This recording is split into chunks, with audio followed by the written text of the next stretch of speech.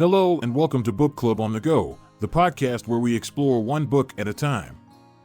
Today, I want to talk to you about one of the most iconic books in modern literature, The Lord of the Rings by J.R.R. Tolkien.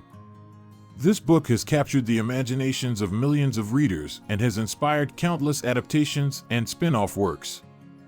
But what exactly is The Lord of the Rings about, and why is it so beloved?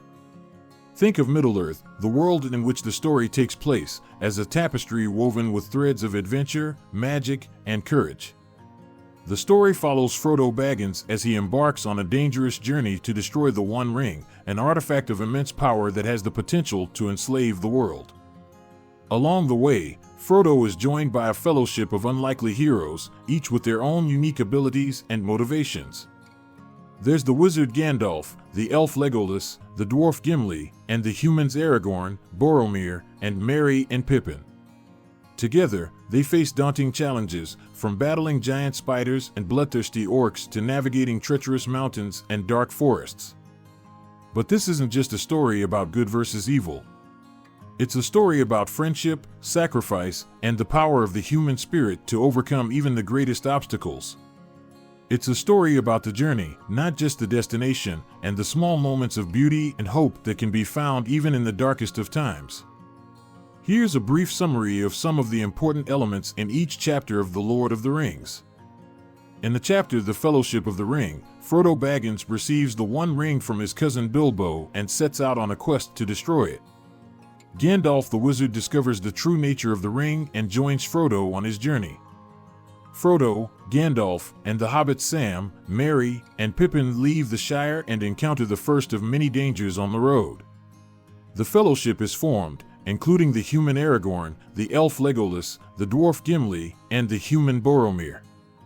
The Fellowship sets out for the land of Rivendell, home of the Wise Elves, where they will seek counsel on their quest.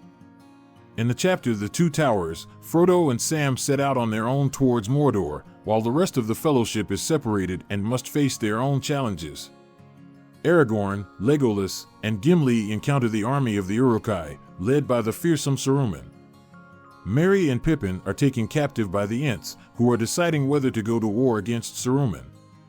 Frodo and Sam are taken in by Gollum, who promises to guide them to Mordor in exchange for the ring. The Battle of Helm's Deep takes place, with Aragorn and his allies fighting against Saruman's army. In the chapter The Return of the King, Frodo and Sam continue their journey towards Mordor, facing increasing danger from both the landscape and Gollum's machinations. Aragorn, Legolas, and Gimli set out to reclaim the city of Minas Tirith, the capital of Gondor, which is under attack by Sauron's army. The Battle of Minas Tirith takes place, with Aragorn leading the defense against the overwhelming forces of Sauron. Frodo and Sam reach the fiery chasms of Mount Doom and must make a final, desperate attempt to destroy the ring. The story reaches its climatic conclusion as the ring is destroyed and the forces of Sauron are defeated, bringing peace to Middle-earth. The Lord of the Rings was originally published in 3 volumes, with each volume representing one book of the story.